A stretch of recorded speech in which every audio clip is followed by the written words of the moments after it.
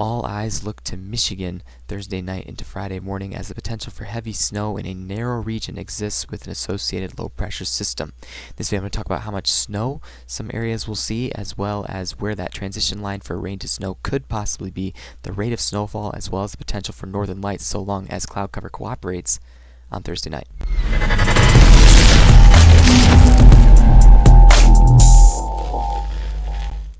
Hello everybody, it is 9:49 p.m. and it is November 29th. Welcome once again to another update from Great Lakes Weather. Again, active weather patterns we've been having over the past few days with the lake effect snow, as well as this upcoming system that we have potentially on Thursday night into Friday morning. And we're going to get right into it with the latest models. This is the GFS model for this particular storm that's going to be coming again Thursday night into Friday morning. It's looking more likely the snow is going to be more impactful as we get into Friday morning, especially for central Michigan. We're just going to do a nationwide view first of all to show you where this is coming from. So again, we've been dealing with a cooler air mass that's kind of been settled over the area, trough that's dipped into the region. That's actually going to move out a little bit as we get into the day tomorrow, Thursday. You can see that we get some ridging into the Great Lakes region. Indiana and Ohio are included in this as well. Really, this video is focused on Michigan mostly because that's really where the setup for snow is. Indiana, Ohio, all you're going to see from this is rain. It's really just going to be general rainfall. It's that snow potential that we have for some spots that we're watching out for. So the expectation is that the system is going to develop kind of in this area of northern Texas. There's actually an enhanced risk for severe weather for the potential for a few supercells tomorrow morning across parts of southeastern Texas. So that's something watching out for with that. But the development's going to occur, and the remaining moisture that's going to be coming from the south from the Gulf of Mexico is going to surge up with this system, and the moisture could possibly start to produce some flakes in our area as we get into Friday morning. Watch it as it continues to move off to the northeast. You can see by about 7 a.m. we have rain pretty much ongoing across all of the Great Lakes region. Now the real question is here, who will be seeing snow at this time? And there's some model variability still that exists with this setup. Now if you get a sounding from southern lower Michigan at this time, take a look at the SKU-T chart first of all. Your dendritic growth zone is from between 14,000 and 17,000 feet, areas where the temperature is below the freezing point. You have those ice crystals forming, but your ground temperatures or your air temperatures at the surface are at 37 degrees. It's likely there's going to be either a rain-snow mix or mainly rain occurring during this time with this particular setup. And keep in mind as we go through this, temperatures increase or decrease by a couple degrees is going to have a heavy factor into where the snow is going to lie in some of these places. It's really looking like it's going to be central Michigan, and then also the places where places that will see mostly rain. So that's what we're looking at with this setup. Again, as we get into it, you can see snow begins to transition later on in the morning. This is around 9 or 10 a.m. You have snow in the Grand Rapids area, maybe up towards Saginaw. Those places seem to have generally the potential for heavier snow. But again, we're going to look at the model variabilities as to where the snow is going to fall. And keep in mind, where snow falls, it is going to be falling at a fast rate. Okay, looks like some rates could be around 1 inch per hour in some spots, so there could be a quick burst of snowfall for some people living in those areas. We're going to zoom in a little closer. The Euro model is playing much farther to the south. Now most other models are playing a little bit farther to the north than the Euro, but again, Euro can do a pretty good job at forecasting these at certain times. But again, keep track also of this 540 line. That's something we pay attention to with regards to this snow potential. But as we watch this continue to move to the north, watch that 540 line, you can see there's a transition to snow occurring associated with that low pressure system. You've got a lot of flow in the atmosphere at this current point, a lot of different wind dynamics that are in place for the potential for some snow at this point. This purple here represents a wintry mix, not freezing rain. Okay, the freezing rain potential is minimal with this system. You don't really have this set up. If you get a sounding in somewhere in this purple area, there's not really too much that reveals the potential for freezing rain. Because again, surface temperatures aren't at freezing, they are still above freezing.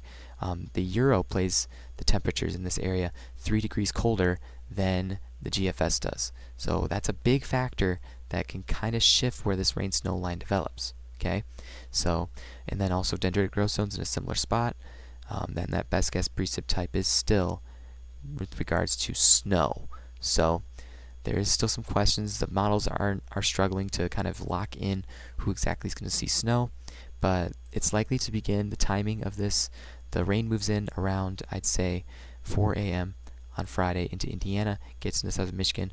We start to see that snow begin in parts of central Michigan even as early as 7 a.m. And then the potential for it to transition to a wintry mix in some spots, as well as snow in the northern portions, continues between 7 a.m. and 10 a.m. according to what most models are depicting. It's all associated with this low pressure system that's moving through, and it will likely move out initially by Friday evening, and then we have the potential for another burst of snow on Saturday as well. That will likely not be as heavy, but will still be still add to some of the impacts to this system. I think the places that will see that heavy wet snow will have some very slick travel on Friday afternoon into Friday evening, even getting into Saturday morning. With how quickly the snow is going to fall, it's not going to be that much, but it is going to be a quick, heavy burst of snow. So that's just something to be aware of as this moves through. Let's look at the NAM model, compare it to the Euro. Again, the Euro model is playing it much farther to the south. Take a look at what the NAM model is doing. So the NAM model, again, showing that low pressure system arriving, bringing snow to those areas north of Allegan, I'd say, around 7 a.m. So places such as central Michigan. So it is kind of consistent with that central Michigan play. Areas north of Allegan, south of Gaylord, south of Big Rapids, even Mount Pleasant, those places likely will have that snow band kind of settling over their area. Okay, and then a lot of places here will see rain. Now notice between 10 a.m. and 1 p.m. you have this quick burst of snowier conditions. Now again, that's going to be fluctuating throughout the day. It's going to be really hard to lock in where that snow is going to fall. So it's just something we're going to have to watch out for and be aware of as this goes on. But again, NAM also depicting that snow occurring on the back side on Saturday morning, playing it a little bit farther to the north as that low pressure system moves off to the east. That cool air on the back side begins to make its dive in. So there's still some, again, you can tell the models are struggling to lock it in, but really the target spot, I think, is along a line extending from, and the National Weather Service is saying this too, from Holland up towards the Saginaw area, looking to have that relatively better snow potential.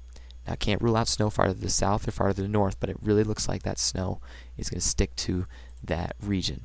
Now let's compare the snow totals, and this is from a number of different models that we look at. So if you look at the different models, you can really see, again, models are consistently following with that central Michigan play. HRRR, GFS are really playing that central Michigan play north of Kalamazoo and south of Mount Pleasant. Right along this strip could possibly be seeing some heavy snow during the day on Friday. And then also GFS plays out that kind of similar scenario, just displaced a little bit farther to the north. GFS has been playing it a lot more north as compared to other models. Euro plays it a little bit farther to the south. So again, all these models put together, you really have a difficulty determining who's going to get the most snow. So, but I do think, based on what I'm seeing with all the models, that this area right here is probably going to see the most snow. And if they see what the models are depicting, they're going to see it's going to be quite a bit of snow in a short amount of time. 4 inches doesn't look like much, but when it falls in that short of an amount of time, it can cause some pretty decent travel impacts. So just if you live in lower Michigan, just be wary of the forecast.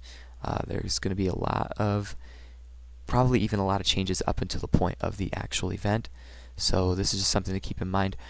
If it's still snowing in some spots in the afternoon, I might go travel up north and check it out, see how the conditions are up there, but I won't be able to check this out in the morning. So that's just something we may check out a little bit later in the day. But I want to get also to the cloud cover maps, because again, another forecast for the potential for the northern lights is in place for Thursday night into Friday morning. So we're going to get right to that at this particular point and I'm going to go to 24 hours. This is 7 p.m. according to the HRRR model. Okay. Now, before we get to that, I want to show you exactly what is going on. So what's happening is we've actually had a full halo CME, which is a very strong coronal mass ejection from the sun. And this coronal mass ejection might actually combine with a series of other coronal mass ejections as it moves faster towards those other ones and send a burst of energy over the globe. So what does that mean for northern lights? Well, the Space Weather Prediction Center, which is another website you can access for yourself, has issued a G3 or geomagnetic storm watch with KP levels of up to 7. Now, pretty much anywhere in the state of Michigan, and then as well as parts of northern Indiana, northern Ohio, could see the northern lights based on that projection from the Space Weather Prediction Center. It actually did cause a radio blackout already across this region here, including portions of Central America, South America, even in getting into parts of North America. My Wi-Fi kicked out yesterday. I'm not sure if that was caused by this or if it was just a fluke, but again, this sunspot here triggered that coronal mass ejection and a burst of energy that is making its way towards the globe at this current forecast point to it. But the question is, again, will there be cloud cover? Because if there's cloud cover, again, I would say places along a line from here up to the north will have a good shot at seeing the northern lights Thursday night, so long as the cloud cover cooperates. Now, if you look at the HRRR, this is the HRRR model, we will have that low pressure system moving in Thursday night, but some models are depicting a clearing spot in southeastern Michigan and central Ohio. Now, that is a depiction from the HRRR model. Look at the GFS. And then look at the GDPS, ECMWF. Most models are hinting at that clear area in parts of Ohio, southeastern Michigan, and Indiana Thursday night. So we'll have to see if that pans out. But again, a lot of different variabilities with regards to this potential for clear skies. I think the cloud cover is going to probably block out most of our chances. Now, if you're Wisconsin, however, get out there, take a look. You have a good shot. Areas with lack of cloud cover. But unfortunately, despite the strength of this event, that cloud cover is really going to block our northern light potential for much of Michigan, Indiana, and Ohio. But again, if you have clear skies, again, current weather conditions at that time, you may have some clearing skies. So just watch out for that during the evening.